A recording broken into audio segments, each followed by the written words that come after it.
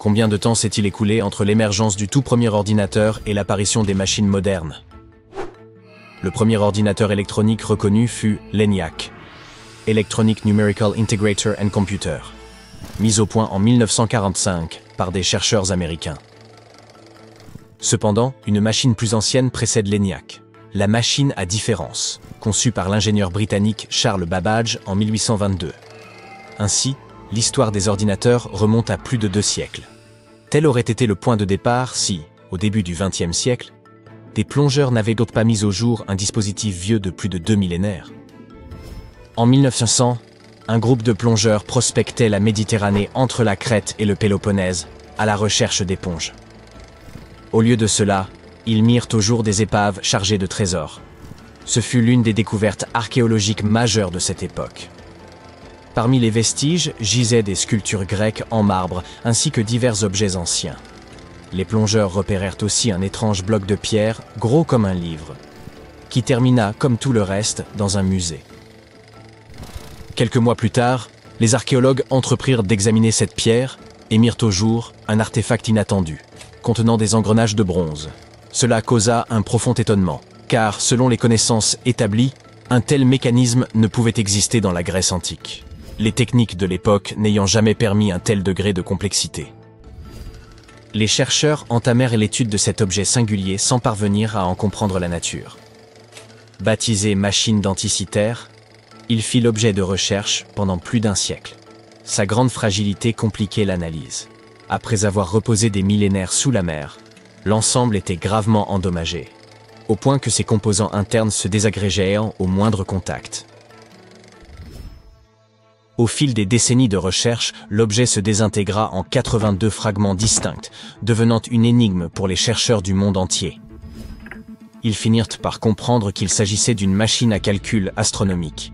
L'usage combiné des rayons X, de la tomographie et de la modélisation numérique permit de reconstituer partiellement la structure de ce mécanisme.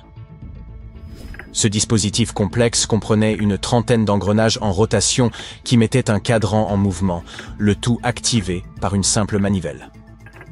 Cet assemblage permettait aux Grecs de suivre les trajectoires de la Lune et du Soleil, de prédire les éclipses et de déterminer la date des Jeux Olympiques. L'ensemble évoque une Silicon Valley avant l'heure, où les esprits les plus brillants de la Grèce antique se seraient unis pour concevoir une entreprise visionnaire. La machine denticitaire atteste que certaines civilisations anciennes possédaient déjà de solides connaissances astronomiques et des outils avancés pour étudier les astres. Pour l'époque, il ne s'agissait pas d'un simple dispositif, mais d'un véritable ordinateur. L'utilisateur y saisissait des données et l'appareil lui livrait un résultat à l'issue de calculs élaborés. En 2016, des chercheurs mirent au jour une inscription gravée sur le mécanisme, comprenant plus de 3000 symboles. Il s'agissait d'une sorte de mode d'emploi. Le texte renfermait des indications sur les teintes des éclipses, les mouvements célestes et divers présages astrologiques, formant ainsi une liste de références des phénomènes associés aux planètes visibles dans le ciel. Les anciens Grecs avaient compris que tous les corps célestes visibles dans le ciel nocturne suivaient des trajectoires similaires, proches du plan orbital de la Terre autour du Soleil. Ne disposant pas des moyens nécessaires pour déterminer ces mouvements avec précision, ils mirent au point le mécanisme denticitaire, conçu en partie pour cette fonction.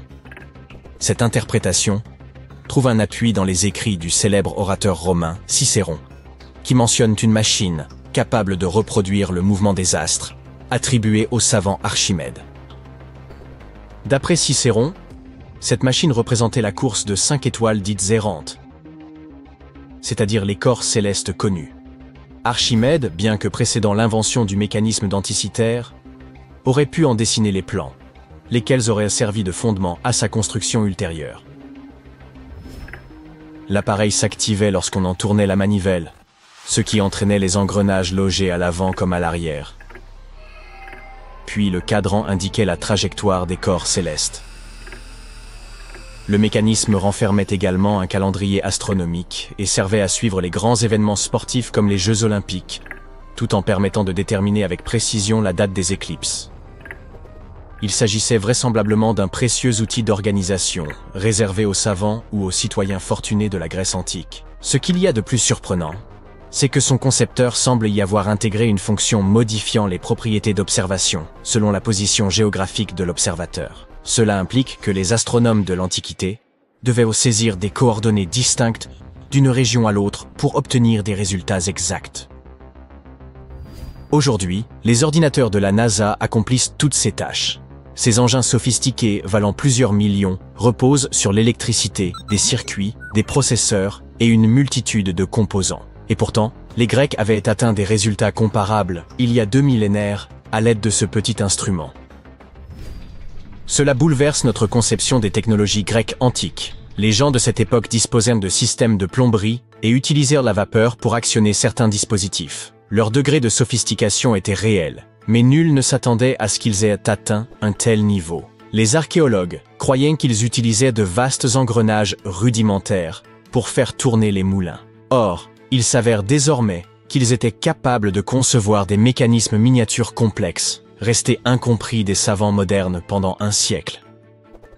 Les plongeurs poursuivent l'exploration du fond marin où fut découvert le mécanisme d'Anticythère.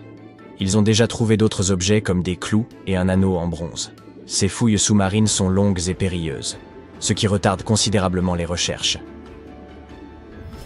Les spécialistes estiment que le mécanisme d'Anticythère n'était probablement pas un exemplaire isolé. Il est possible que les anciens Grecs aient fabriqué d'autres appareils semblables, aujourd'hui soit cachés, soit fondus pour en récupérer le bronze, un métal précieux à l'époque. Lorsque ces ordinateurs astronomiques tombaient en panne, ils étaient souvent recyclés. Certains chercheurs considèrent ce mécanisme comme le prototype ancien de tous nos dispositifs modernes, tels que les téléphones, ordinateurs et tablettes, soulignant ainsi son importance capitale. Par ailleurs, avez-vous déjà entendu parler de l'odomètre? Cet instrument mesure la distance parcourue par un véhicule. S'il est aujourd'hui numérique, il était mécanique à l'origine et fut inventé par les Grecs anciens. Selon certaines sources, Archimède lui-même aurait participé à sa création. Plus tard, les Romains l'ont adopté pour leurs longs voyages, où il servait aussi à faciliter la construction et l'entretien des routes. Les Grecs furent les premiers à chercher à comprendre les principes de la géométrie. Babyloniens et Égyptiens utilisaient la géométrie dans divers aspects de leur vie quotidienne. Pourtant, ce sont les Grecs qui appliquèrent un raisonnement logique pour définir les règles et formules que nous employons encore aujourd'hui. Archimède remarqua ainsi qu'un corps solide, immergé dans l'eau, déplaçait une quantité d'eau équivalente à son volume. Et connaissez-vous le serment d'Hippocrate? Ce texte est récité solennellement par chaque nouveau médecin avant de commencer à exercer. Pour nous, la confidentialité entre patients et médecins, ainsi que le devoir constant du médecin de guérir et sauver des vies, semblent évidents. Pourtant, ces principes ont été établis par Hippocrate, célèbre médecin de la Grèce antique. Outre ce serment renommé, Hippocrate fut l'un des premiers à accomplir une avancée scientifique majeure en médecine. Jadis, les maladies étaient perçues comme des châtiments divins. Mais Hippocrate démontra qu'elles résultaient de causes naturelles, et que le corps humain pouvait réagir différemment à celles-ci. Cette vérité, qui paraît aujourd'hui incontestable, fut découverte par les anciens Grecs dès 460 avant notre ère. Aristote fut pour sa part le premier à affirmer que la Terre était une sphère. Grâce à sa poétique, nous bénéficions aujourd'hui de films, de séries et de spectacles. Les Grecs posèrent les bases du théâtre sous sa forme actuelle, et Aristote rédigea les premières règles dramatiques connues, lesquelles servent encore aux réalisateurs et scénaristes pour captiver leur public. Les auteurs grecs composèrent des œuvres de tout genre, telles que tragédie, satire et comédie. Ces créations ont largement façonné la culture occidentale, ce qui explique pourquoi de nombreux metteurs en scène contemporains aiment remettre en scène ces pièces anciennes. Et cela ne représente qu'une fraction des nombreuses inventions grecques. Ainsi, il ne semble pas illogique qu'ils aient pu concevoir le mécanisme d'Anticythère.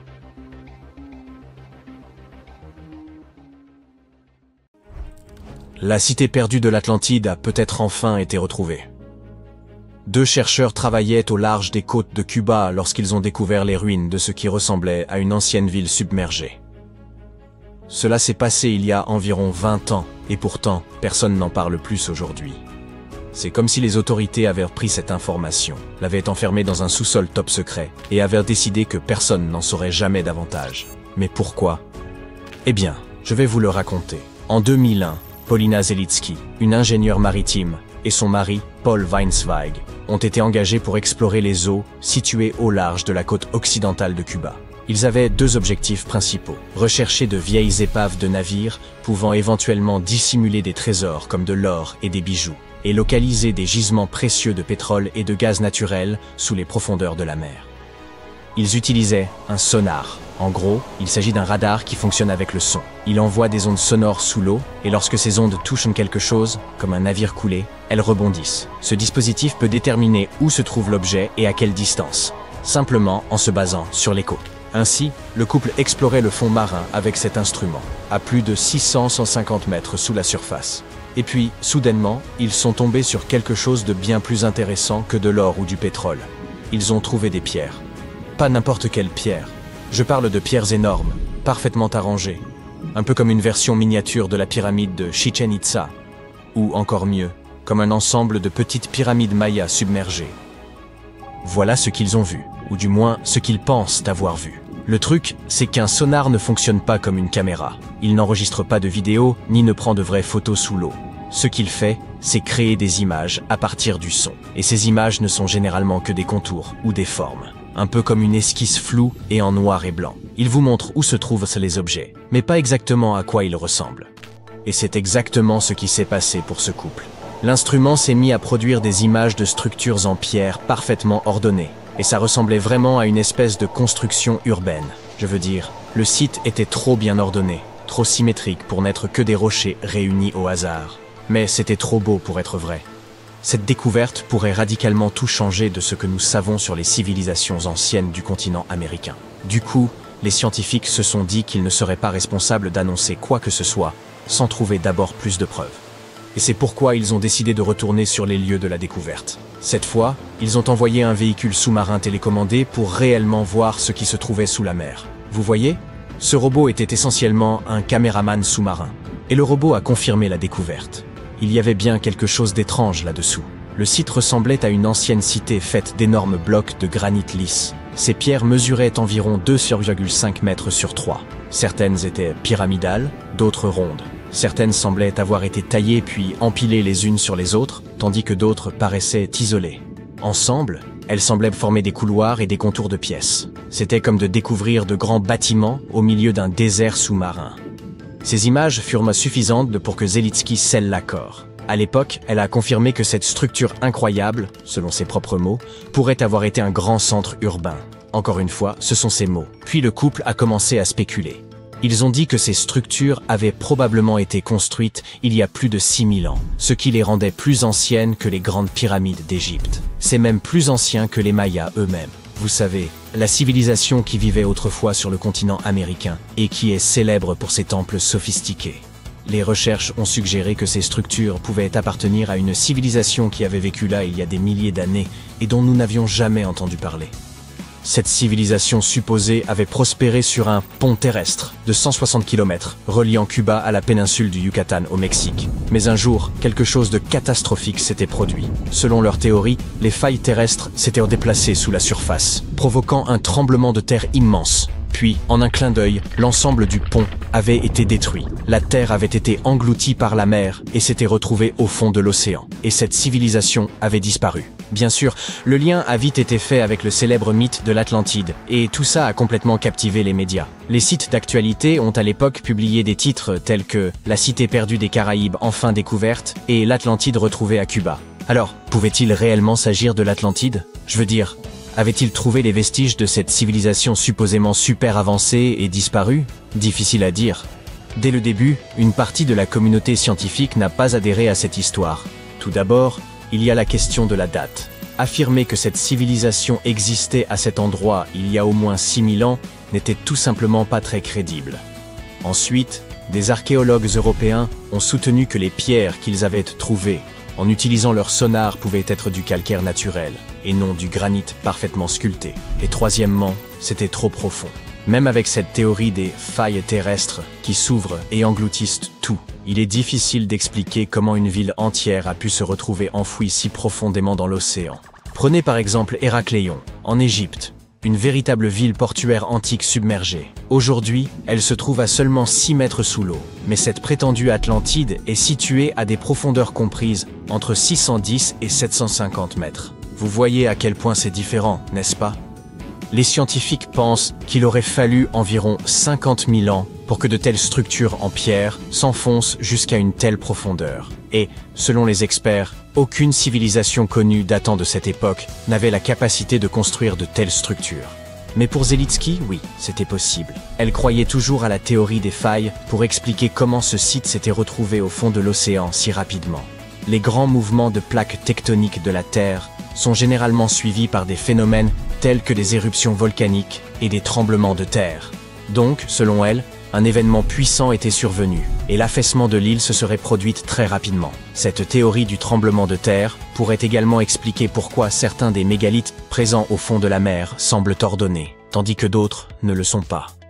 Mais pour réellement prouver tout ça, ils avaient besoin d'un robot spécialement conçu pour descendre une nouvelle fois et prélever des échantillons de roches et de sédiments. De cette manière, ils seraient en mesure de déterminer l'âge des pierres, et peut-être même de trouver des signes de vie humaine, tels que des gravures, des sculptures et des artefacts. Le problème est que percer ces structures n'est pas facile. Elles ressemblent à du granit, et forer du granit aussi profondément sous l'eau est extrêmement difficile. Mais surtout, ils avaient besoin d'argent pour le faire. De beaucoup d'argent. Peut-être n'ont-ils tout simplement jamais obtenu le financement nécessaire. Parce que même avec tout ce battage médiatique initial, on n'a jamais plus entendu parler d'exploration ou d'études sur le sujet. Et cet étrange silence a suscité beaucoup de spéculations. Certains se sont même demandé si l'histoire n'avait pas été intentionnellement étouffée, comme si les autorités avaient voulu enterrer cette découverte, comme si cette cité sous-marine avait été construite par une sorte d'être supérieur extraterrestre, et qu'on avait voulu nous le cacher. Mais à vrai dire, le meilleur argument selon lequel il s'agissait bien là d'une ville perdue, c'est que la nature n'aurait certainement pas pu construire quelque chose d'aussi symétrique. Les géologues ont essayé de trouver des explications naturelles, ou du moins des exemples similaires dans d'autres parties du monde, mais ils n'ont pas réussi.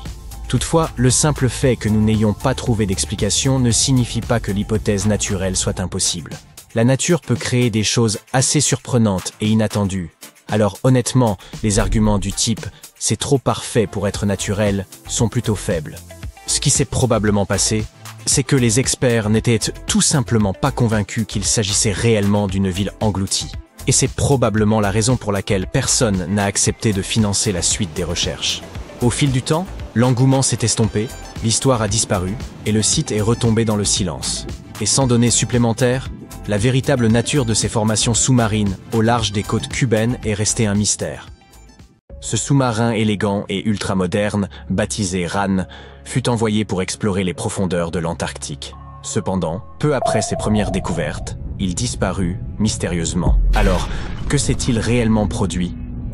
Tout a débuté lorsque les scientifiques désirèrent explorer l'un des lieux les plus reculés et énigmatiques de notre planète, la barrière de Dodson, située en Antarctique occidentale. Ce colosse silencieux s'étend sur 50 km de large, soit presque la longueur de New York, entre deux promontoires glacés, les péninsules Martin et de Bear. Il recèle un monde entier de mystères géologiques. Si vous croyez que l'Antarctique n'est qu'un désert de neige et de glace épaisse, vous vous trompez. De véritables paysages inconnus se dissimulent sous cette couche glacée. La face inférieure de la barrière de Dodson présente un terrain accidenté et dynamique, façonné par les forces lentes et implacables de la nature. On y trouve des formations de glace imposantes, des crevasses profondes et des structures étranges s'étendant sur des centaines de mètres. Les scientifiques sont extrêmement curieux vis-à-vis de ce territoire. Toutefois, comme vous pouvez l'imaginer, cet environnement n'est guère facile à explorer. Pour en apprendre davantage, il nous faudrait scruter la région via des satellites ou tenter de percer la glace pour rassembler, morceau par morceau, l'ensemble du panorama. Hélas, ces méthodes n'ont offert que des indices vagues et incomplets. La véritable percée s'est produite lorsque les scientifiques eurent l'idée d'envoyer des sous-marins pour explorer la barrière de Dodson. Grâce à des submersibles autonomes capables de plonger sous la glace, ils sont capables de révéler ce qui se cache réellement en profondeur. Ces explorateurs robotiques sont équipés de systèmes sonars impressionnants. C'est ce que font les chauves-souris ou les dauphins. Ils utilisent le son pour voir le monde. En résumé, ils émettent des ondes sonores sous l'eau, Et lorsque ces ondes frappent un obstacle, comme la barrière de glace au-dessus ou le fond marin en dessous, elles réintègrent le système.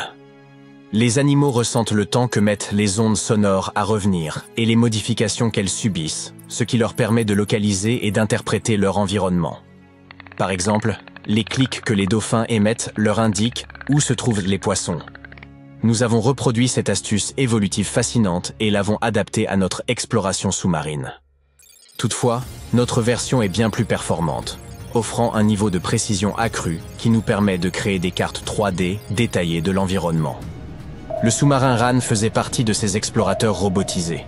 Il doit son nom à la déité nordique de la mer. Ran avait été méticuleusement programmé pour naviguer à travers le paysage dangereux de l'Antarctique. Malgré sa formation approfondie, sa mission s'est terminée de manière inattendue et mystérieuse. En 2019, Ran fut envoyé pour explorer les profondeurs sous la barrière de Dodson. Il s'agissait d'un véritable héros, le premier à entreprendre une mission de ce type. L'équipe a décrit cela comme une expédition de l'autre côté de la Lune.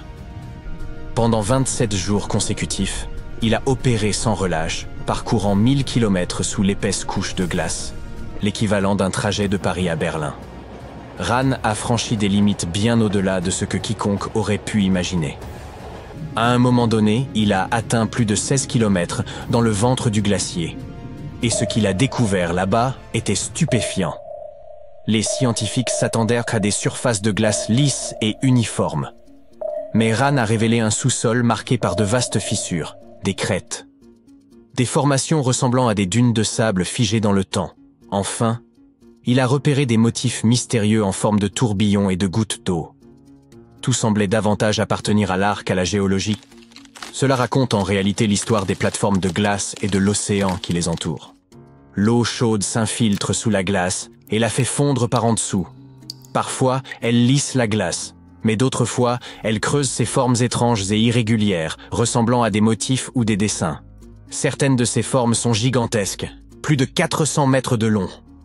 Cela équivaut à 3 terrains de football et demi. La raison pour laquelle elles ressemblent à des griffonnages tourbillonnants est que la Terre tourne. Cela fait que l'eau se déplace de manière particulière, pliant les formes et dessinant ses spirales. Cet effet porte le nom d'effet Coriolis. Imaginez que vous soyez sur un manège et que vous lanciez quelque chose, comme une balle. Elle suivrait une courbe, et non une ligne droite. Le même phénomène se produit avec l'eau sur Terre. Plus tard, les scientifiques ont découvert des motifs similaires dans d'autres plateformes de glace antarctique, bien que ceux sous Dodson soient bien plus spectaculaires. Cependant, Ran a également fait une découverte terrifiante. Il s'avère que ces eaux chaudes, en plus d'être de grandes artistes, représentent aussi un grave danger. La barrière de Dodson ne flotte pas paisiblement sur la mer. Elle fait partie d'un système très délicat et agit comme une barrière protectrice, retenue par de vastes glaciers en Antarctique occidentale. Bien que flottante sur l'océan, elle reste connectée à la Terre. Lorsque l'eau chaude s'infiltre et fait fondre la glace, la plateforme ne peut plus maintenir son ancrage à la Terre de manière aussi ferme. La barrière protectrice commence alors à faiblir, ce qui permet aux glaciers situés derrière de s'écouler plus rapidement vers l'océan. Lorsque ces glaciers atteignent la mer, ils y ajoutent de l'eau, ce qui pourrait entraîner une élévation du niveau de la mer et potentiellement redessiner nos côtes. Ran est tombé sur de vastes poches où la glace fondait à un rythme alarmant, en raison de puissants courants sous-marins. C'était comme voir une horloge s'agiter au sein du glacier. Les enjeux étaient élevés, mais heureusement, le sous-marin était paré. Cette fois, il a réussi à rentrer sain et sauf. Ensuite, il a continué à fonctionner pendant 5 années supplémentaires, aidant les scientifiques avec une quantité impressionnante de données précieuses. Ces missions étaient périlleuses. Il pouvait arriver à Ran de s'enfoncer dans les cavités obscures sous le glacier, passant 24 heures sans communication. Mais il cartographiait chaque sommet et chaque vallée, et il a accumulé de l'expérience grâce à plus de 40 missions sous la glace. Puis, au début de l'année 2024, Ran a entrepris une mission vers le glacier Thwaites. Ses objectifs étaient dès le départ audacieux. Cet endroit est aussi tristement surnommé le glacier de l'Apocalypse. On l'appelle ainsi car il fond lentement et pourrait provoquer une montée des océans du globe s'il s'effondrait, entraînant des catastrophes à grande échelle. C'est pourquoi Ran a été dépêché pour explorer ses profondeurs, un lieu qui n'avait jamais été cartographié avec autant de détails auparavant. L'objectif était de découvrir les secrets du glacier, d'étudier sa fonte rapide et de comprendre pourquoi il se dégradait ainsi.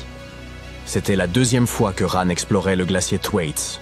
Lors de la visite précédente, il était devenu le premier submersible à en cartographier les dessous. Ran s'aventurait à des profondeurs allant de 2 à 500 mètres et il a transmis de nombreuses données sur la manière dont le glacier de l'Apocalypse fondait lentement en raison des courants océaniques chauds. Mais en s'aventurant dans ces profondeurs glacées, quelque chose s'est produit. Sans prévenir, Ran a disparu des radars. Il n'a laissé aucune trace. Un instant, il envoyait des données cruciales, et le moment suivant, il avait plongé dans l'abîme. Aucun signal de détresse, aucune transmission finale. Et il n'est jamais revenu au point prévu. Des recherches intensives ont été lancées. Des hélicoptères planaient au-dessus, tandis que des drones bourdonnaient dans le ciel glacé. Mais aucun signe du submersible ne s'est manifesté sous l'emprise du glacier. Au bout d'un certain temps, les batteries de Ran seraient sans doute épuisées. À ce stade, il avait certainement été englouti par l'abîme sous 450 mètres de glace. Ce fut une grande et triste perte pour l'équipe scientifique. Les chercheurs de l'université de Göteborg tentent désormais de remplacer Ran et de poursuivre leurs recherches sous le glacier Thwaites. À ce jour, les scientifiques n'ont aucune certitude sur ce qui s'est réellement produit. Certains pensent qu'il pourrait avoir été piégé sous la glace, tandis que d'autres croient qu'il a été emporté par un courant invisible. Il se pourrait aussi qu'il ait percuté quelque chose d'inattendu. Quelles que soient les circonstances de sa disparition, celle-ci a laissé les scientifiques stupéfaits. Et il semble que la barrière de glace continuera de garder ses secrets pour un moment. Au moins, nous avons accumulé un trésor de connaissances grâce au périple de Ran. Les scientifiques continuent d'explorer l'Antarctique, cherchant l'histoire cachée sous la neige. Ils ont ainsi découvert qu'il y a environ 90 millions d'années, une luxuriante forêt tempérée prospérait près du pôle sud. Ils ont révélé un monde ancien bien plus chaud que ce qu'ils imaginaient. Dans les profondeurs de l'Antarctique, ils ont exhumé des racines fossilisées, du pollen et des spores préservés dans le sol. Cela montre qu'une forêt pluviale marécageuse prospérait malgré des mois de nuit polaires. Et toutes ces découvertes modifient notre compréhension du climat terrestre, tant passé que futur. La peur de l'océan est une crainte parfaitement légitime, inscrite dans nos gènes. Autrefois, les humains devaient éviter certains dangers, qu'il s'agisse de grands prédateurs ou d'eau profonde, pour assurer leur survie. Par ailleurs, nous n'avons exploré que 5% des océans, ce qui signifie que nul ne sait vraiment quelles créatures ou phénomènes pourraient en s'y cacher. Dans des circonstances ordinaires, une GoPro reste une simple caméra, mais la découvrir au fond d'une fosse de 120 mètres, perdue au cœur de la mer des Caraïbes, a de quoi glacer le sang. Certes, cette profondeur peut sembler modeste, mais un plongeur amateur ne dépasse généralement pas les 18 à 30 mètres, à moins qu'il ne s'agisse d'un professionnel aguerri. Imaginons néanmoins que vous soyez parvenu jusqu'à ce gouffre et ayez récupéré cette GoPro. Vous n'auriez pas survécu pour autant. En effet, dans cette cavité précise, une couche de sulfure d'hydrogène, un gaz hautement toxique et à l'odeur pestilentielle, se forme dès 90 mètres de profondeur. Or, l'appareil se trouvait encore 30 mètres plus bas, aux côtés de ses propriétaires, 2 explorateurs depuis longtemps disparus. À ce jour, rares sont ceux qui ont réussi à s'aventurer à une telle profondeur et à en ressortir indemnes. En réalité, ce n'est qu'au moyen de sous-marins que ces dépouilles ont pu être retrouvées. Vous vous demandez sans doute ce que contenait la GoPro. Dans de telles histoires, on s'attend souvent à des indices troublants. Pourtant, elle ne renfermait que des souvenirs heureux, immortalisant les bons moments vécus par ces explorateurs au cours de leur voyage.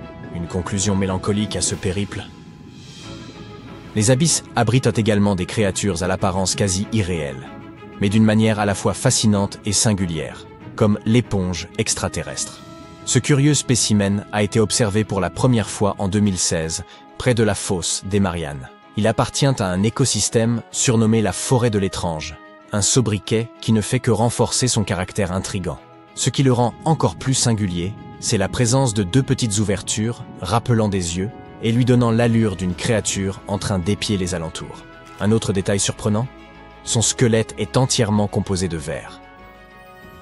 Si les cafards vous terrifient, prenez une profonde inspiration avant de poursuivre. Prêt? Bien, car au fond de l'océan, il existe plus de 20 espèces distinctes de grands isopodes, des créatures semblables à des scarabées, pouvant atteindre 36 cm de long. Effrayant, n'est-ce pas? Mais rassurez-vous, ces animaux ne font qu'arpenter les abysses en quête de nourriture, à moins que vous ne plongiez à plus de 2000 mètres de profondeur, ce qui, comme nous l'avons vu, est irréalisable, vous ne risquez pas d'en croiser. Malgré son nom digne d'un film d'épouvante, le cténophore au ventre sanglant est en réalité une créature fascinante que l'on peut également rencontrer dans les profondeurs marines. Elle évolue entre 250 et 1500 mètres sous la surface, dans les tréfonds de la zone crépusculaire, bien loin des eaux où vous avez l'habitude de barboter. Ce qui rend cette méduse si unique, c'est sa teinte particulière. Dans cette zone où la lumière est presque inexistante, nombre d'espèces adoptent des stratégies d'adaptation, certaines émettant une faible lueur, à l'image de la baudroie, tandis que d'autres optent pour le camouflage. Cette méduse, quant à elle, arbore un rouge profond, rendant son estomac invisible aux autres prédateurs lorsqu'elle digère des proies colorées et bioluminescentes. Elle possède également une rangée de peignes qui diffusent une splendide lumière iridescente, sublime et redoutable. L'homme a lui aussi laissé son empreinte dans cet univers étrange qu'est le fond des océans. Selon l'endroit où vous plongez, vous pourriez tomber sur des fragments de moteurs de fusée ayant servi au programme Apollo. Lorsqu'une fusée est propulsée dans l'espace, certaines parties sont larguées dans la mer une fois le carburant épuisé, afin d'alléger l'appareil. L'un des moteurs de la fusée Apollo 11, celle qui a permis aux premiers humains de marcher sur la Lune, a d'ailleurs été retrouvé au fond de l'océan plus de 40 ans après son lancement. Il est désormais exposé au Museum of Flight de Seattle. L'espace ne vous passionne pas d'inquiétude, il y a aussi de quoi captiver les amateurs de la piste de l'Oregon. 2 locomotives du 19e siècle reposent sous 27 mètres d'eau au large des côtes du New Jersey. Ces machines, datant des années 1850, ont probablement été précipitées dans l'océan à la suite d'une violente tempête ou volontairement jetées par-dessus bord pour alléger le navire qui les transportait et éviter son naufrage. La plupart de ces découvertes sont accessibles uniquement en plongée, mais rassurez-vous, même si l'idée des profondeurs marines vous effraie, vous pouvez tomber sur des phénomènes étranges rien qu'en vous promenant sur la plage. Prenez ces téléphones Garfield, échoués sur les côtes bretonnes. Depuis les années 80, on assiste à des apparitions récurrentes du célèbre matou. Et il aura fallu près de 30 ans pour qu'un agriculteur de Portsmouth, nommé René Morvan, apporte une explication toute simple. Un conteneur rempli de produits dérivés de Garfield s'est perdu en mer avant de finir sa course dans une grotte marine. Il y a fort à parier que le sourire figé de ces téléphones continue de hanter les habitants de la région. Tout comme une tempête a révélé le mystère des téléphones Garfield, un autre phénomène similaire a mis au jour des épaves de navires engloutis depuis plus de 6 siècles. Et cette fois, il ne s'agit pas d'un récit à la Titanic, mais d'une intrigue digne de pirates des Caraïbes. Lorsque la tempête a charrié ces vieux navires, les autorités de Césarée ont mis la main sur un véritable trésor comprenant 2000 pièces d'or, ainsi que des pièces d'argent et de bronze, des pierres précieuses et des bijoux. Un butin digne des plus grands récits de pirates. Mais ne vous faites pas d'illusions. Bien que les zones archéologiques sous-marines de la région soient accessibles aux plongeurs, ces richesses sont conservées en lieu sûr, dans un musée. En parlant de pirates, une autre curiosité sommeille sous l'océan. La cité engloutie de Port-Royal, en Jamaïque. En 1692, la ville a été frappée par un séisme dévastateur, suivi d'un tsunami. Un enchaînement catastrophique. Mais la bonne nouvelle, c'est que ce vestige historique peut encore être exploré aujourd'hui, à condition de plonger sous l'eau. Et ce n'est pas la seule ville submergée à travers le monde. On peut également citer Tonis Héracléon, en Égypte, qui repose non pas au fond de l'océan, mais à l'embouchure du Nil. Il y a aussi Baïs, une cité romaine construite au-dessus d'un supervolcan. Vous pourriez penser qu'elle a subi le même sort que Pompéi, mais en réalité, le sol s'est lentement affaissé, précipitant la ville tout entière sous les eaux. Avez-vous déjà entendu parler de ces mystérieux cercles sous-marins? En 1995, des plongeurs au Japon ont découvert des motifs parfaitement ronds dessinés dans le sable, mesurant 1,80 m de diamètre et évoquant les cercles énigmatiques des récits de science-fiction. Les scientifiques sont longtemps restés perplexes quant à leur origine, jusqu'à ce qu'ils surprennent le responsable en pleine action. Un minuscule poisson globe mâle, d'à peine 10 cm de long. Ce petit poisson utilise son corps et ses nageoires pour tracer des cercles et des motifs sinueux, Puis il embellit son œuvre de coquillages et de coraux. Ce travail minutieux lui prend environ une semaine. Tout cet effort fait partie d'un rituel de reproduction. Si une femelle est séduite par cette création artistique, elle déposera ses œufs en plein centre. La forme circulaire de ces motifs sous-marins permet en réalité de canaliser de l'eau douce vers le centre, créant ainsi des conditions idéales pour le développement des œufs. Effet surprenant, après la ponte, la femelle s'en va, laissant au mâle le soin de veiller sur leur progéniture. Si les poissons ne vous passionnent pas, voici une autre curiosité. Une cargaison de jouets de bain comprenant des canards en caoutchouc, des tortues, des castors et des grenouilles. 28 000 d'entre eux se sont retrouvés à la dérive. Initialement destinés aux États-Unis depuis la Chine, ces jouets ont connu un sort semblable à celui des téléphones Garfield. Une tempête survenue en 1992 les a dispersés à travers le Pacifique Nord. Certains ont mis plus d'une décennie à atteindre le Royaume-Uni en 2007, tandis que d'autres, plus aventureux, ont poursuivi leur périple jusqu'en Australie, en Indonésie, au Chili, à Hawaï et même en Alaska. Avez-vous déjà découvert un objet insolite échoué sur une plage? Dites-nous tout dans les commentaires, et à la prochaine fois. Le lac Michigan est reconnu comme l'un des plus vastes et énigmatiques lacs d'eau douce des États-Unis. Récemment, dans ses profondeurs, les scientifiques ont mis au jour une découverte inexpliquée. D'immenses cratères circulaires éparpillés au fond du lac. Tout a débuté en 2022, lorsqu'une équipe de chercheurs entreprit de cartographier le fond du lac Michigan et d'y rechercher des épaves. Ils s'attendaient à y trouver un paysage typique fait de rochers ou de bancs de sable. Cependant, ce qu'ils ont aperçu sur leur sonar les a laissés sans voix. Des structures circulaires si parfaites qu'elles semblaient presque défier les lois de la nature. Ces formations se trouvent à environ 150 mètres sous la surface, dans des zones où l'eau devient opaque et insondable. Elles sont impressionnantes par leur taille, mesurant entre 90 et 180 mètres de diamètre, avec une profondeur pouvant atteindre 12 mètres. Et il y en a des dizaines, disposées avec une régularité surprenante, évoquant d'étranges empreintes. Mais l'équipe demeure perplexe quant à leur origine. Puis, en août 2024, le mystère s'est encore épaissi. Grâce à un véhicule télécommandé, les chercheurs ont pu examiner ces structures de plus près.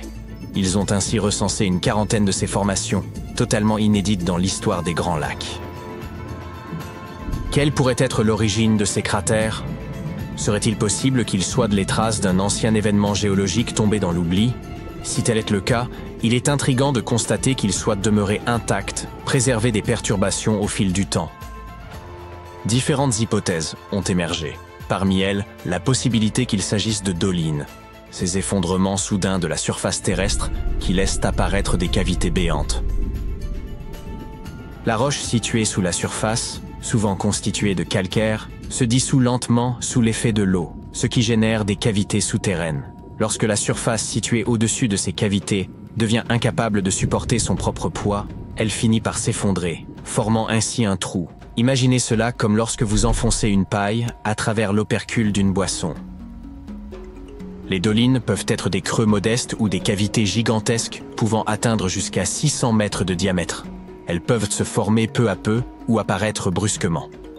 Parfois, elles sont capables d'engloutir des voitures, voire des bâtiments entiers. Le lac Michigan repose sur un substrat rocheux, composé de calcaire, une roche qui s'érode facilement sous l'action de l'eau. Ce phénomène a déjà été observé dans le lac Huron, où des dolines similaires ont été identifiées. Cependant, cette théorie présente certaines incohérences, pour ne pas dire des failles. Il est ainsi étonnant que toutes ces formations soient aussi imposantes.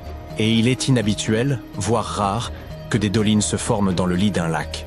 En outre, ces structures semblent s'organiser en un motif linéaire. Elles s'étendent principalement vers le sud, formant une ligne diffuse, ce qui est pour le moins curieux. Si ces formations sont réellement des dolines, elles semblent défier les règles de la géologie. Il pourrait également s'agir d'un processus nouveau et inhabituel, encore inconnu, qui se produirait sous la surface du lac. Mais une autre théorie pourrait expliquer ce mystère, celle des glaciers. Les glaciers, véritables fleuves de glace, ont couvert une grande partie de la Terre lors de la dernière ère glaciaire. Leur puissance est prodigieuse. Bien qu'ils avancent lentement, parfois de seulement quelques centimètres par jour, leur poids colossal leur permet de remodeler entièrement des paysages au fil des millénaires. En avançant, les glaciers broient et creusent les terrains situés sous eux, tels d'immenses bulldozers naturels. Leur masse, combinée à leur mouvement inexorable, érode tout sur son passage. Qu'il s'agisse de roches, de sol ou même du substrat rocheux. Ce processus peut aboutir à la formation de profondes entailles dans la croûte terrestre, appelées vallées glaciaires. Durant l'âge de glace, de nombreux glaciers recouvraient le nord des États-Unis, y compris la région des Grands Lacs. S'ils ont traversé ce qui est aujourd'hui le lac Michigan, il est possible qu'ils aient creusé ces trous profonds. Les glaciers se déplacent généralement de manière relativement rectiligne.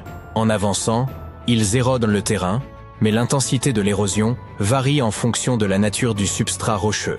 Par exemple, les zones où la roche est plus tendre ou fracturée sont plus facilement sculptées et comprimées par le glacier, ce qui pourrait expliquer pourquoi certains trous sont plus grands et profonds que d'autres, les substrats rocheux plus durs étant moins affectés. Cependant, cette érosion ne génère généralement que de larges dépressions en forme de croissant, et non de vastes cratères circulaires comme ceux observés dans le lac Michigan. Une fois les glaciers fondus, les grands lacs se sont formés. Si les cratères se sont effectivement le résultat de l'activité glaciaire, il est possible qu'ils aient été submergés, devenant ainsi partie intégrante du lac Michigan. Mais cette théorie reste spéculative et nécessite davantage de preuves. Il existe toutefois une autre dimension à ce mystère. Ces cratères ne sont pas seulement des formations intrigantes. Ils pourraient en réalité renfermer de précieux indices sur les premières formes de vie terrestre. Certaines parties du lac Michigan, notamment les zones sombres, présentent une faible teneur en oxygène. On pourrait les considérer comme une version édulcorée des environnements océaniques profonds, souvent caractérisés par une grande absence d'oxygène. Par exemple, les évents hydrothermaux des grands fonds, des ouvertures sous-marines dans la croûte terrestre, contenant de l'eau chaude et minéralisée, et où l'oxygène est souvent rare. Or, certains organismes prospèrent dans des milieux comme ceux-ci. Par exemple, les Mysidae, de minuscules créatures semblables à des crevettes vivant dans les eaux froides et profondes. Et, à l'image des opossums, elles possèdent une poche pour transporter leurs petits. Ou encore, les Cotoidea des profondeurs, de petits poissons sédentaires qui prospèrent également dans les lacs froids. Ces créatures sont parfaitement adaptées à la vie dans les eaux sombres et restent généralement proches du fond du lac.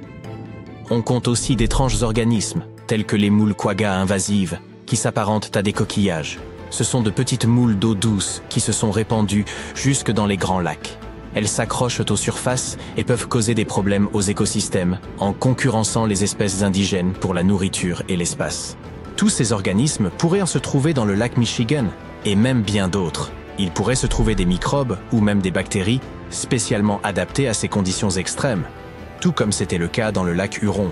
Il n'y a qu'un petit nombre de créatures capables de survivre profondément à l'intérieur de ces cratères, et leur étude pourrait nous offrir de précieux indices sur la manière dont la vie a prospéré dans les anciens océans, pauvres en oxygène. C'est précisément dans des environnements similaires que certaines des premières formes de vie se sont épanouies. La Terre primitive possédait une atmosphère contenant peu d'oxygène, mais était bien plus chaude, et d'anciens micro-organismes s'étaient adaptés à ces conditions. Les grands lacs, notamment le lac Michigan, ont toujours eu une réputation quelque peu fantomatique. Rien que cette mission qui avait été organisée pour étudier les épaves, il y en avait environ 6000 dans les grands lacs. De nombreuses épaves reposent encore sur les fonds lacustres, préservés par les eaux froides. Et les naufrages ne sont pas les seuls phénomènes étranges liés aux grands lacs. Au fil des ans, nombre de disparitions sont restées inexpliquées. Des bateaux et même des avions volatilisés sans laisser de traces. Les lacs, souvent calmes en surface, peuvent soudain s'avérer dangereux avec des tempêtes imprévisibles et de grandes vagues, menant à ces nombreuses catastrophes. Sans même parler de toutes les choses effrayantes observées là-bas au fil des siècles, comme les lumières fantomatiques au-dessus de l'eau ou des phénomènes météorologiques étranges, tels que des brumes inquiétantes qui semblent surgir de nulle part. En 2007, une structure préhistorique, ressemblant un peu à Stonehenge, a même été découverte dans le lac, bien qu'elle soit beaucoup plus petite. Il se trouvait à environ 12 mètres sous la surface, au cœur de la baie de Grand Traverse. On estime qu'il aurait près de 9000 ans, soit bien plus vieux que Stonehenge. Il semble être une empreinte de ceux qui ont vécu dans cette région il y a des millénaires. Ces pierres massives sont disposées selon un motif sinueux s'étendant sur plus d'1 kilomètre. Elles varient en taille, allant de celle d'un ballon de basket à celle de voitures compactes. Cependant, L'une d'entre elles se distingue particulièrement. Un rocher mesurant entre 1,10 m et 1,20 m de hauteur pour 1,50 m de large, orné de l'image d'un mastodonte. Une créature qui parcourait la Terre il y a environ 11 000 ans avant de disparaître. Il est probable qu'il se soit enfoncé à cet endroit à la fin de la dernière ère glaciaire, mentionnée un peu plus tôt. Cette période a profondément remodelé la région. Tandis que cet emplacement est aujourd'hui submergé, il s'agissait à l'époque de terre ferme. Ces pierres semblent donc avoir été créées par les gens qui habitaient dans les lieux, bien que leur fonction reste incertaine. Marquait-elle un terrain de chasse? Ou bien s'agissait-il d'un ancien calendrier? Qui sait? À peine 15% du fond des grands lacs a été exploré. Aujourd'hui, les scientifiques s'apprêtent à mener des recherches beaucoup plus approfondies, tant sur le plan littéral que métaphorique. Ils souhaitent analyser le fond du lac qui entoure ces cratères, dans l'espoir que certains éléments présents dans leur environnement aient pu être à l'origine de leur formation. Ils mènent des initiatives telles que le Lakebed 2030, visant à cartographier l'ensemble du paysage sous-marin. Cela nous permettrait d'en apprendre énormément sur le lac Michigan et le passé de notre planète. Qui sait quels secrets ces eaux sombres pourraient encore nous révéler? Depuis que Platon a créé l'allégorie de l'Atlantide, l'humanité est fascinée par la possibilité de découvrir un jour une civilisation sous-marine florissante. Tu veux te joindre à nous pour visiter quelques sites sous-marins historiques? Voyons ce que nous pouvons comprendre de ces civilisations anciennes. Le premier sur notre liste est ce qu'on appelle le Stonehenge sous-marin. Les chercheurs ont récemment découvert un mystérieux amas de cairns qui s'étendent sur des kilomètres sous les eaux miroitantes du lac de Constance, aux frontières de la Suisse, de l'Allemagne et de l'Autriche. Les archéologues ont commencé à fouiller ce site en 2015 et ne sont pas encore parvenus à cerner sa fonction précise. Ce qu'ils savent, c'est qu'il se trouve là 170 cairns de pierre fabriqués par l'homme s'étendant sur 20 km sous le lac. Les chercheurs affirment que c'est très probablement le fruit du travail combiné de plusieurs villages. Ce site fut probablement utilisé dans un but collectif. Ces formations sont énormes, certaines d'entre elles faisant plusieurs mètres de large. La découverte la plus étonnante jusqu'à présent est que ce site daterait d'il y a environ 5500 ans. Maintenant, que faisions-nous, nous les humains, à cette époque? Eh bien, nous vivions les meilleures années de ce que l'on appelle l'âge de pierre. Nous commencions à fabriquer des outils rudimentaires et à les utiliser pour chasser et manger.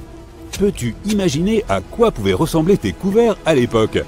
Ce n'est pas une coïncidence si les scientifiques surnomment ce site le Stonehenge sous-marin.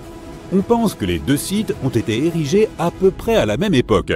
Vois-tu, Stonehenge date d'environ 3100 ans avant notre ère. Les deux sites présentent la caractéristique commune d'être tous deux des monuments de pierre construits en cercle, sans parler du fait que les scientifiques n'ont pas non plus déterminé en quoi nos premiers ancêtres auraient pu ressentir le besoin de construire de telles structures. Le mystère du lac de Constance n'a pas encore été résolu. Qui étaient les habitants néolithiques de cette région? Et dans quel but ont-ils déployé autant de travail et d'efforts pour construire cet immense site fait de roches? Ensuite, nous t'emmenons faire un tour dans les îles Ryukyu, juste au large des côtes japonaises. Tu plonges dans les profondeurs de ce site archéologique, mais je dois te prévenir, les eaux de l'océan Pacifique sont loin d'être calmes. Il ne te faut pas longtemps avant d'apercevoir une immense structure, grâce à la lumière du soleil, qui éclaire les fonds marins.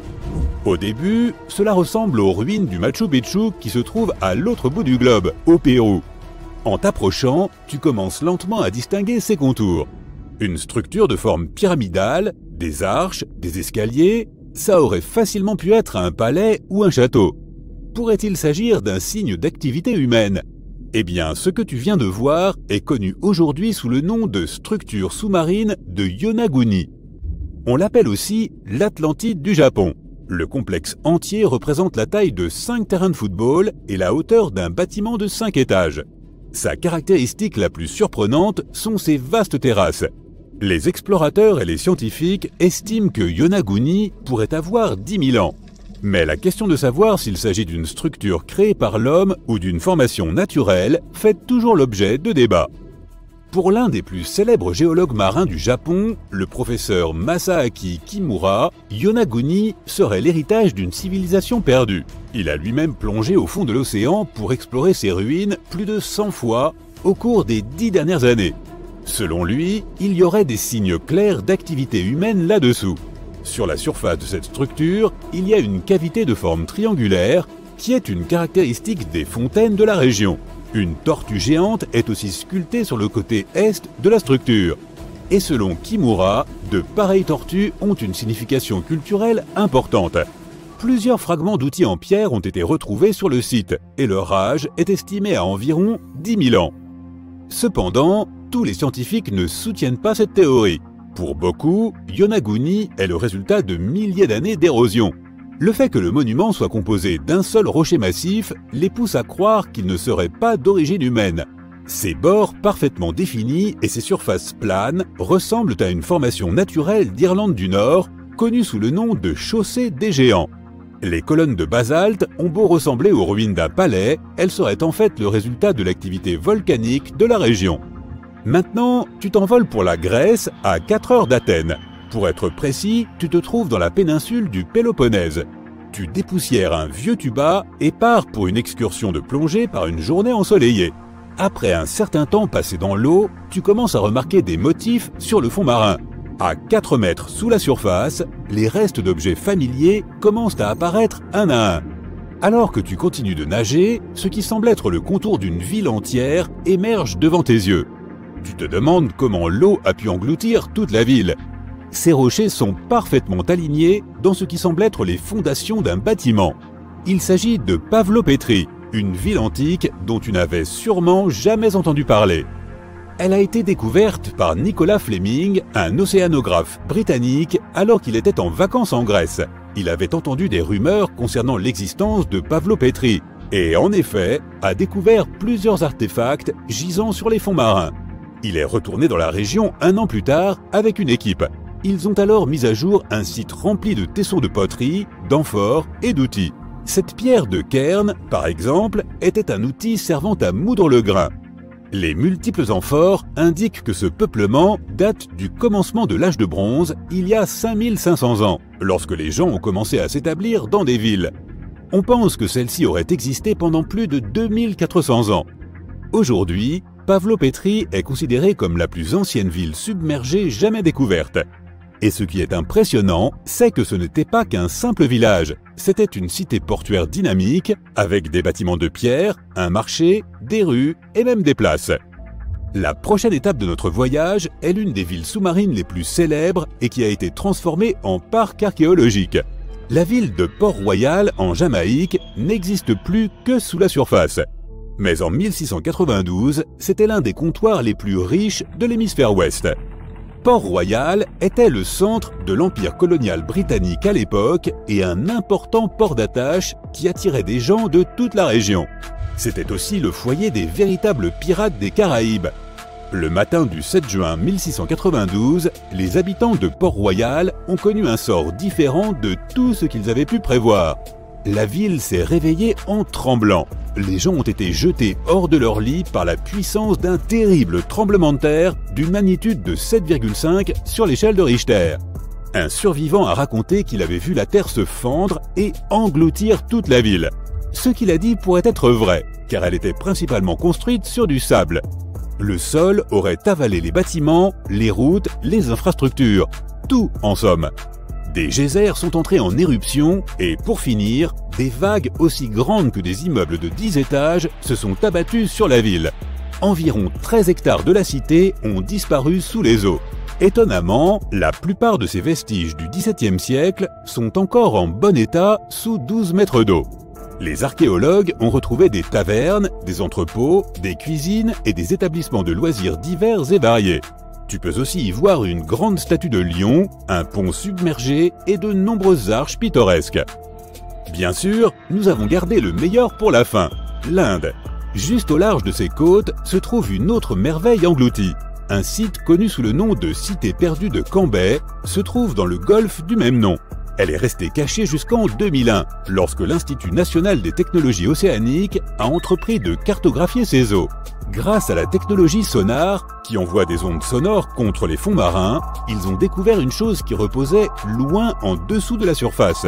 L'imagerie a révélé des formes géométriques bien définies, réparties sur une étendue de 8 km. Ces vestiges dateraient de plus de 9500 ans, ce qui signifie que cette civilisation a été engloutie aux environs de la fin de l'ère glaciaire. Les débris récupérés sur ce site comprenaient des matériaux de construction, des poteries, des perles, des structures et même des ossements. Les scientifiques débattent encore pour savoir si ces artefacts proviennent bel et bien du site même. Mais si tel était le cas, alors la cité perdue de Cambay pourrait être l'une des plus anciennes cités au monde. La plus grande découverte accidentelle que j'ai faite de ma vie était un billet de 10 € retrouvé dans ma vieille veste d'hiver. Certaines personnes ont plus de chance, cependant. Elles découvrent des villes souterraines datant de plusieurs siècles, ou font des inventions qui les transforment en millionnaires. Le velcro est né d'une simple balade en forêt. Les cornflakes de Kellogg's ont été inspirés par une dent cassée, et la pâte Play-Doh a sauvé un empire commercial de la faillite par pur hasard. En 1998, l'ingénieur électricien John Williams a fait une étrange découverte qui ressemblait à une prise électrique émergeant du sol.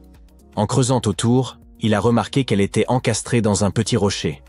Cette découverte a eu lieu dans une zone rurale d'Amérique du Nord, loin de toute zone urbaine ou industrielle, de tout aéroport et de toute installation électrique.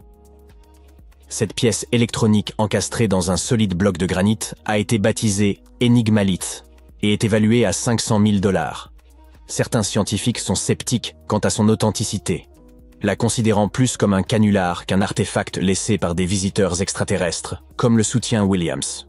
Toutefois, le découvreur de cette roche est déterminé à prouver qu'il s'agit bien d'un vestige technologique, peut-être même d'une vraie prise. Si ce n'est pas un canular, cette petite découverte pourrait constituer une preuve que les humains, ou une autre civilisation du passé, étaient bien plus avancés que nous ne l'avions imaginé. Ils auraient ainsi pu trouver un moyen d'acheminer l'électricité bien avant les humains du 19e siècle. Williams a invité les scientifiques à examiner sa découverte sans endommager la roche pour déterminer sa véritable nature, mais personne ne s'est porté volontaire. Williams a consulté un ingénieur et un géologue, qui ont tous deux confirmé qu'il n'y avait aucune trace de colle sur le composant électronique. Il n'a pas non plus été soudé, ce qui indique qu'il est aussi vieux que la roche elle-même, datée d'environ 100 000 ans selon une analyse géologique. Le docteur John Kellogg avait une philosophie axée sur un mode de vie biologique, comprenant de l'exercice régulier, des massages, beaucoup d'eau, l'abandon des mauvaises habitudes, peu de caféine et pas du tout de viande. À la fin du 19e siècle, il a pris la direction d'un institut de santé dans le Michigan. Il a un jour concocté un mélange de farine, d'avoine et de semoule de maïs. Convaincu que la cuisson des grains entiers à haute température les rendrait plus digestes et plus sains, il a cuit le mélange 2 fois. Initialement, il en avait fait des biscuits, mais un patient s'est cassé les dents dessus. Ensuite, il a décidé de les briser en petits morceaux. Il est difficile de déterminer exactement comment les cornflakes de Kellogg's sont nés, car il existe de nombreuses versions de l'histoire. La femme de Kellogg, Ella, ainsi que son frère Will, prétendent tous deux avoir joué un rôle dans la création des fameux flocons, tout comme plusieurs autres membres de la famille et du personnel de l'établissement. La légende de la compagnie voudrait qu'un jour de 1898, de la pâte de céréales à base de blé ait été laissée de côté trop longtemps, fermentant au cours du processus. Lorsqu'elle a été finement étalée, la pâte légèrement moisie s'est transformée en ces parfaits, grands et fins flocons qui sont devenus croustillants et délicieux au four. Au fil des années, Will Kellogg a continué à modifier la recette et a réalisé que le maïs, et non le blé, produisait des flocons encore plus croustillants et savoureux. Sa marque, Kellogg's Corn Flakes, est devenue une entreprise à plusieurs milliards de dollars. Un jour, l'ingénieur suisse Georges de Mestral est allé se promener avec son chien et est revenu avec un concept qui s'avérerait plus tard révolutionnaire. En rentrant de forêt, de Mestral a remarqué que son pantalon et la fourrure de son chien étaient couverts des petites pointes de xanthium. Il a examiné les barbes sous un microscope et a remarqué qu'elles s'apparentaient à de minuscules crochets qui se fixaient aux boucles des vêtements et de la fourrure. Déterminé à reproduire cette technologie naturelle, il a entrepris de concevoir un système d'attache extrêmement solide, aux multiples applications pratiques. Après plusieurs années de recherche et d'expérimentation avec différents matériaux, il a finalement opté pour le nylon. De plus, il a dû mettre au point un métier à tisser spécial capable de tisser des fibres dans les bonnes tailles, formes et densités. Après 14 années de travail acharné, de Mestral a finalement présenté au monde le velcro, dérivé des mots velours et crochet. Bien qu'il ait espéré que son invention remplacerait les fermetures éclairs, l'industrie de la mode l'a initialement perçue comme bas de gamme et peu attrayante. La NASA a toutefois reconnu son potentiel et commencé à l'utiliser dans les combinaisons spatiales et les casques des astronautes dans les années 1960. Aujourd'hui, le velcro est omniprésent, avec une multitude d'applications, des chaussures aux jouets en passant par les coussins des sièges d'avion. Jusqu'au milieu du XXe siècle, le chauffage au charbon était la norme dans la plupart des foyers, laissant de la suie qui s'incrustait partout dans la maison, en particulier sur les papiers peints. Kuttol Products était le principal fournisseur de nettoyants pour papier peint de l'époque. Cependant, dans les années 1950, de plus en plus de gens ont adopté le gaz, le pétrole et l'électricité comme source de chauffage, ce qui a largement résolu le problème de toute cette suie. Le propriétaire de Kuttol Products essayait désespérément de sauver son entreprise. Pendant ce temps, sa belle-sœur, qui était institutrice en maternelle, a lu qu'un nettoyant pour papier peint pouvait être utilisé pour fabriquer des décorations. La pâte à modeler traditionnelle était trop difficile à manipuler pour ses élèves. C'est ainsi qu'elle a décidé d'expérimenter avec ce matériau. Et ça a très bien fonctionné. Elle a partagé sa découverte avec ses proches et a proposé un nom pour ce nouveau produit. Play-Doh. Avec la société Kuttol au bord de la faillite, c'était l'opportunité idéale pour une reconversion. Rapidement, des grands magasins comme Macy's et Marshall Field ont montré de l'intérêt pour ce nouveau jouet et ont commencé à le distribuer. Au début, la Play-Doh n'existait qu'en blanc, mais elle a rapidement été déclinée en rouge, bleu et jaune. Ils ont apporté plusieurs modifications à la recette originale, mais la composition de base reste largement la même que celle utilisée pour nettoyer le papier peint. Une légende urbaine affirme que si vous prenez toute la pâte à modeler Play-Doh jamais produite et la faites passer dans leur machine, vous obtiendrez un serpent assez long pour enrouler la planète 300 fois. Un Turc rénovait sa maison lorsqu'il a abattu une cloison de sa cave à coups de masse. À sa grande surprise, il a découvert un tunnel caché derrière le mur qui conduisait à une ancienne ville souterraine. Ce tunnel conduisait vers d'autres passages, des salles et des chambres. Cela s'est avéré être un complexe souterrain entier de 18 étages, dépourvu d'habitants et depuis longtemps abandonné. C'était la cité de Derinkuyu, conçue il y a des milliers d'années pour accueillir jusqu'à 20 000 personnes. Quiconque l'a construite a fait preuve d'une grande maîtrise, car creuser des tunnels dans cette roche tendre présente des risques d'effondrement considérables. Aucun des étages de Derinkuyu ne s'est jamais effondré. La ville était équipée d'un système de ventilation sophistiqué, comprenant plus de 15 000 puits d'aération. Les niveaux supérieurs bénéficièrent de la meilleure ventilation et étaient réservés aux chambres et aux espaces de vie. Les niveaux inférieurs servaient principalement au stockage, mais comportaient également des oubliettes. Entre les deux se trouvaient des espaces dédiés au bétail, une école, un couvent et de petites églises. John Martin, un professeur de sylviculture, se promenait une nuit dans une forêt du Wisconsin. Il utilisait une lampe torche à UV pour repérer les lichens, les champignons, les plantes et les grenouilles qui brillent sous cette lumière. Soudain, il a entendu un écureuil volant couiner près d'une mangeoire à oiseaux. Il a braqué sa lampe torche sur l'animal et l'a vu se teinter de rose. Le professeur en a discuté avec son collègue et ils ont décidé d'approfondir leurs recherches. Ils ont examiné les peaux d'écureuils volants conservées dans des musées pour déterminer si cette lueur rose était un phénomène courant. Il s'est avéré que presque tous les spécimens d'écureuils volants qu'ils ont examinés présentaient cette fluorescence. En revanche, les écureuils ordinaires n'en présentaient aucune. D'autres animaux fluorescents, comme les macareux et les caméléons, émettent une lueur bleutée sous la lumière UV. Les seuls autres mammifères avec une fourrure fluorescente sont une vingtaine d'espèces d'opossums. Ils habitent divers écosystèmes et ont des régimes alimentaires différents. La seule chose qu'ils aient en commun avec les écureuils volants est qu'ils sont nocturnes, alors que les autres écureuils préfèrent la lumière du jour. Il est possible que la lueur rose ait une fonction liée à la perception et au repérage nocturne des écureuils volants, surtout dans des environnements froids et enneigés où la lumière UV est plus abondante. Une autre hypothèse est qu'elle pourrait servir de moyen aux écureuils mâles d'attirer des partenaires potentiels. Il est également envisageable qu'il s'agisse d'une forme de mimétisme. Les archéologues égyptiens ont récemment fait une découverte extraordinaire près du Caire. Roulement de tambour, s'il vous plaît. la momie la plus ancienne et la plus complète jamais mise au jour dans le pays. Cette momie, vieille de 4300 ans, a été trouvée dans un ensemble de tombes près de la pyramide à degrés de Djéser, datant de l'ancien empire égyptien.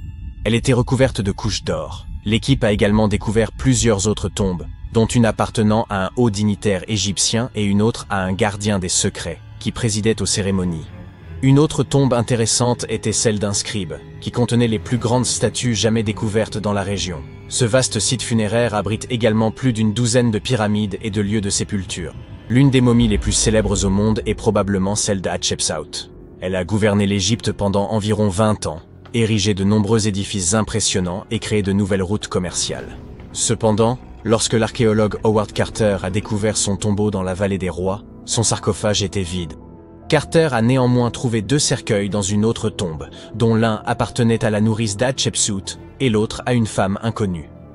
En 2006, une équipe de spécialistes a décidé d'enquêter pour déterminer si cette femme mystérieuse était la reine en personne. Ils ont découvert une molaire dans une boîte en bois portant le nom d'Hatshepsut, et lorsqu'ils l'ont comparée à la mâchoire de la momie, elle correspondait parfaitement. Ramsès II était un souverain des plus remarquables, mais c'est sa momie, plus encore que ses accomplissements, qui aura finalement marqué l'histoire. Ramsès est considéré comme le pharaon le plus puissant de toute l'Égypte, ayant régné durant pas moins de 6 décennies. Il a également vécu jusqu'à l'âge canonique de 90 ans, ce qui était tout à fait remarquable compte tenu de l'époque à laquelle il vivait. Ramsès II aurait eu plus de 100 descendants, parlé d'une famille nombreuse. À sa mort, son corps fut initialement enterré dans la vallée des rois, mais des pillards tentèrent de dérober les trésors de son tombeau. Ses successeurs, ne pouvant tolérer de tels actes, déplacèrent donc son corps vers un lieu tenu secret pour le protéger. Avance rapide jusqu'au 19e siècle, quand la momie de Ramsès II fut découverte avec celle d'autres souverains et dignitaires. Cependant, elle n'était pas en très bon état. Les archéologues décidèrent donc de l'envoyer à Paris pour des soins appropriés. Le problème, c'est qu'il ne pouvait tout simplement pas être expédié vers un autre pays. La seule solution fut de donner à Ramsès II un passeport. Sa profession y était indiquée comme « roi », et le document comportait même sa photo. La plupart des momies ne sont pas nécessairement réputées pour avoir une peau très hydratée, mais celle d'une femme originaire de Chine et surnommée Lady Di prouve le contraire. Non, nous ne parlons pas de cette Lady Di, mais d'une marquise remontant à la dynastie Han, découverte dans un tombeau richement décoré en 1971. Grâce aux conditions particulières de son sépulcre, humidité et absence d'oxygène, son corps était presque parfaitement préservé. Sa peau était douce, ses cheveux impeccables, et elle était encore souple. Le musée qui expose aujourd'hui sa momie montre également une multitude d'objets luxueux enterrés avec elle, comme de la vaisselle et des instruments de musique. Les archéologues, en examinant la momie de plus près, découvrirent qu'elle était décédée d'une crise cardiaque vers l'âge de 50 ans. Bien qu'elle ait quitté ce monde depuis plus de 2000 ans, Madame Di continue de fasciner. La momie d'Ötzi, l'homme des glaces, fut découverte dans les Alpes en 1991. Les autorités autrichiennes pensèrent d'abord qu'il s'agissait d'un alpiniste moderne, tant il était bien conservé. Il s'avéra qu'il provenait en réalité de l'âge du cuivre. Grâce à l'étude de sa momie, retrouvée dans un col de montagne à plus de 3000 mètres d'altitude, nous en avons énormément appris sur la vie en Europe durant le Chalcolithique. Par exemple, nous savons qu'il était originaire d'Europe centrale et qu'il consommait régulièrement de la viande. Il souffrait également d'arthrite, de rétrécissement des artères et de troubles intestinaux. Mais il utilisait probablement l'acupuncture et des herbes médicinales pour traiter ses affections. Apparemment, il était aussi très habile de ses outils. Il les avait aiguisés quelques jours à peine avant sa mort prématurée. Peut-être anticipait-il des ennuis? Ou se préparait-il simplement pour une tâche de routine? Le roi Toutankhamon et son histoire figurent parmi les plus célèbres de toutes les momies d'Égypte. Ce pharaon est décédé à l'âge précoce de 19 ans, il y a plus de 3 millénaires, mais sa momie reste l'une des plus emblématiques au monde. Lorsque son tombeau a été ouvert en 1922, l'excitation était à son comble car il était encore intact, contrairement à de nombreux autres tombeaux royaux. Il contenait des sarcophages somptueusement ornés, dont un en or massif. Non seulement le tombeau de Toutankhamon nous a offert un aperçu de l'histoire de l'Égypte ancienne, mais sa momie nous a également beaucoup appris sur l'époque dans laquelle il vivait. L'analyse de son ADN a permis d'identifier ses parents et a révélé que le pharaon souffrait d'une rare maladie osseuse qui aurait pu le rendre invalide. Ginger est probablement l'une des momies les plus fascinantes dont vous entendrez jamais parler. Il ressemble à un voyageur temporel venu d'il y a 5000 ans, arborant encore ses cheveux dorés et ses ongles parfaitement préservés. Ginger a été découvert en Égypte et est considéré comme le corps momifié le plus ancien jamais découvert. Avant que les Égyptiens ne maîtrisent l'art de la momification, ils plaçaient les corps dans des tombes peu profondes, dans le sable chaud et sec. Comme ce dernier absorbait toute l'eau, les bactéries ne pouvaient ne pas se reproduire, et le corps était ainsi préservé naturellement. Aujourd'hui, les scientifiques ne sont pas certains que la préservation de Ginger était intentionnelle, mais étant donné que sa sépulture était constellée de poteries, il est probable que ceux qui l'y ont enterré aient connu des techniques de préservation avancées. Si vous souhaitez rencontrer Ginger en personne, il est actuellement exposé au British Museum. Un collectionneur d'art néerlandais a acquis une statue de Bouddha en Chine et a fait une découverte surprenante. Elle contenait une momie cachée à l'intérieur. Hélas, le corps était trop fragile pour être déplacé. Il a donc fallu le laisser sur place. La partie la plus impressionnante est que cette momie a plus de 1000 ans et qu'elle avait été exposée pendant 200 ans avant d'être enfermée dans cette statue. Lorsqu'ils en ont effectué la tomographie, les scientifiques ont découvert que la momie était remplie de morceaux de papier couverts d'écriture. Les experts pensent qu'il aurait pratiqué l'automomification, un processus radical impliquant un régime alimentaire particulier et un thé qui rend le corps moins susceptible aux bactéries. Seules quelques personnes pouvaient accomplir ce rituel, et celles qui y parvenaient étaient profondément respectées. Peu de reines égyptiennes ont autant intrigué les scientifiques et les historiens que la sublime Néfertiti. Si l'on en croit ses effigies, elle était renommée pour son cou élancé, ses grands yeux et ses pommettes saillantes. Son nom se traduit d'ailleurs par « La belle est venue ». Si ça ce n'est pas de la prédestination. Bien qu'elle ne fût pas pharaon elle-même, Néfertiti a tout de même réussi à laisser une empreinte durable. Les archives suggèrent qu'en tant qu'épouse royale, elle était extrêmement influente. En raison de son pouvoir, elle était certes admirée, mais s'était également fait de nombreux ennemis tout au long de sa vie. Elle était également liée à Toutankhamon, mais pas par le sang. Il s'agissait de sa belle-mère. Jusqu'à présent, sa momie n'a toujours pas été identifiée, mais cela pourrait bientôt changer. Un égyptologue, qui a fouillé des tombes dans la vallée des rois, a découvert 2 momies qu'il pense être celles de Néfertiti et de sa fille. Selon les spécialistes, nous pourrions bientôt obtenir une réponse définitive quant à l'identité de ces 2 dépouilles. Si l'une d'elles s'avère être Néfertiti, nous pourrions être en présence d'une découverte majeure. L'analyse ADN et la tomographie de la momie pourraient nous offrir l'image la plus complète et précise de la reine que nous ayons jamais vue. Il est incroyable de penser que nous n'avons fait qu'effleurer la surface de ce qui se cache en dessous de l'Égypte moderne. Néfertiti a régné sur l'Égypte pendant une période de grande puissance et de prospérité. Mais est malheureusement décédée au cours d'une période de troubles qui ont conduit à la perte de son site funéraire. Qui peut vraiment prédire où elle se trouve aujourd'hui? Les scientifiques recherchent un morceau de terre qui manque à l'appel depuis plus de 100 millions d'années. Pas de quoi défrayer la chronique, puisque les gens cherchent constamment des informations sur l'histoire de notre planète. On pourrait croire qu'il ne s'agissait que d'une île minuscule, quelque part au milieu de l'océan. Eh bien, on aurait tort, car ce continent était autrefois aussi grand que tout le territoire des États-Unis. Pendant longtemps, les géologues se sont demandé si un énorme morceau de l'Australie contemporaine ne s'était pas volatilisé. Certains pensaient qu'il était simplement tapi quelque part au fond de l'océan. Mais grâce à des spécialistes néerlandais et à 7 années de recherche, nous savons désormais que des morceaux de cette terre perdue se sont retrouvés mêlés au sol des jungles luxuriantes de l'Asie du Sud-Est. Les continents que nous voyons aujourd'hui dans nos manuels de géographie sont comme des pièces de puzzle éparpillées. Vous pouvez même mener une petite expérience pour vous en rendre compte par vous-même. Trouvez une carte du monde en ligne et imprimez-la. Découpez tous les continents et amusez-vous à les rassembler. Vous remarquerez qu'ils s'emboîtent tous. La chose la plus frappante que vous verrez est probablement à quel point l'Amérique du Sud s'adapte parfaitement aux côtes de l'Afrique. Si vous comblez les océans qui se sont formés au cours des 200 derniers millions d'années, les continents semblent former une gigantesque lettre C. Et ce C est ce que les spécialistes appellent le supercontinent de la Pangée.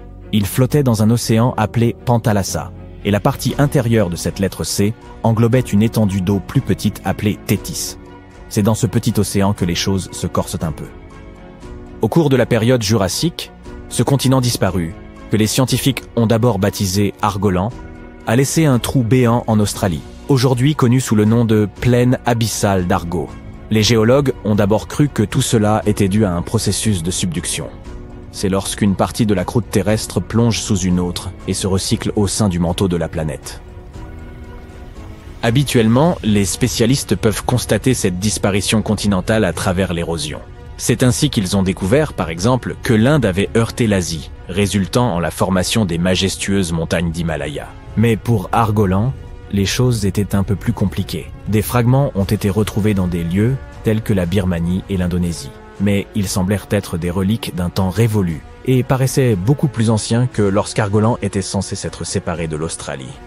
Cela a immédiatement soulevé la question, si un continent peut se comporter de manière si étrange, combien d'autres sont susceptibles de faire de même? Heureusement, les scientifiques ont maintenant reconstitué toute la chronologie d'Argolan et résolu son mystère. Il n'a ni coulé ni été englouti. Il s'est simplement transformé en argopélago, se brisant en plus petits morceaux, appelés microcontinents, et dérivant loin de l'Australie. Ces mini-continents ont ensuite fait un petit bout de chemin avant de terminer dans les jungles d'Asie du Sud-Est.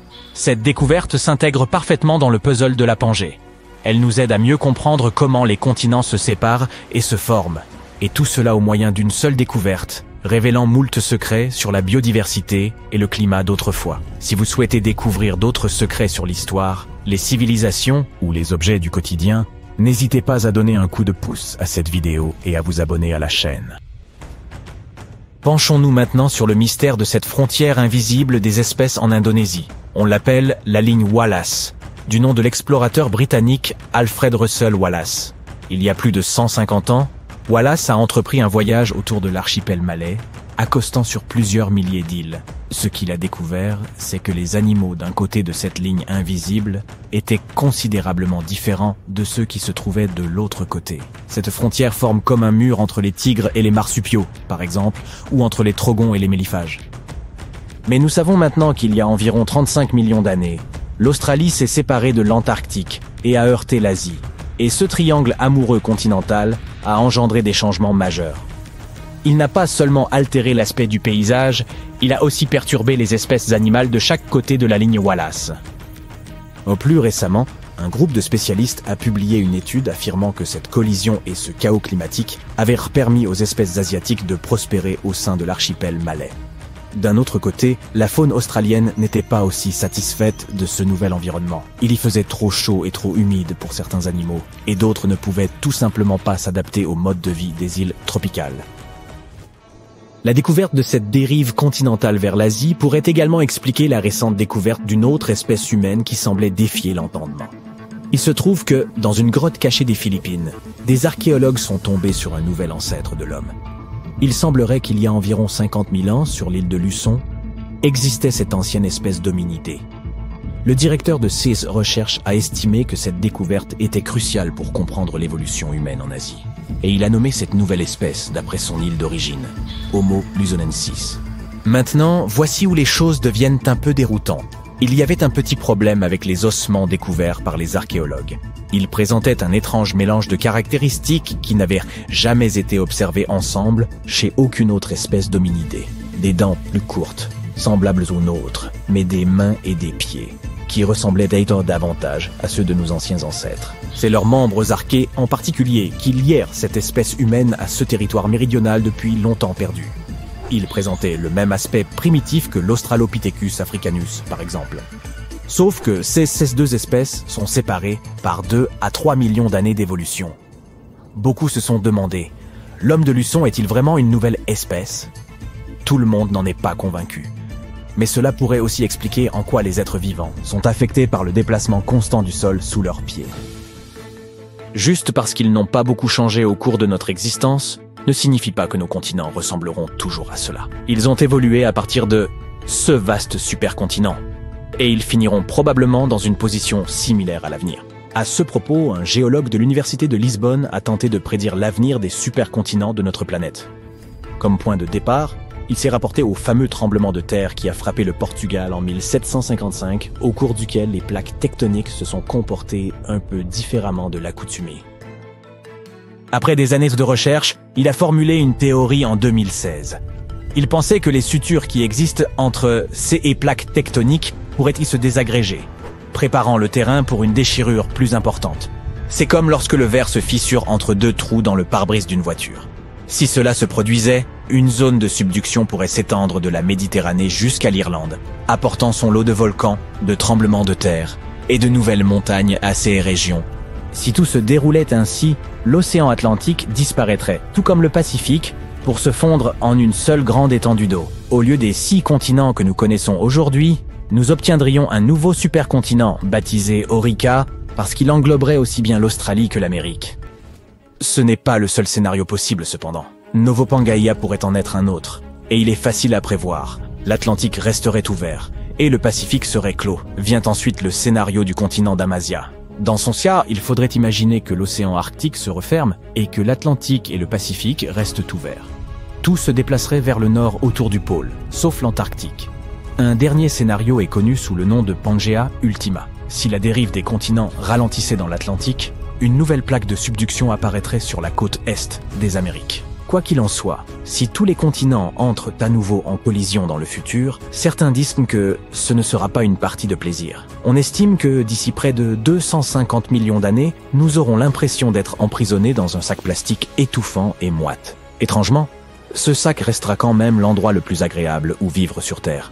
Les zones côtières, quant aux terres intérieures, elles seront brûlantes, comme un désert ardent. Nombre d'espèces animales que nous connaissons aujourd'hui n'y survivront pas.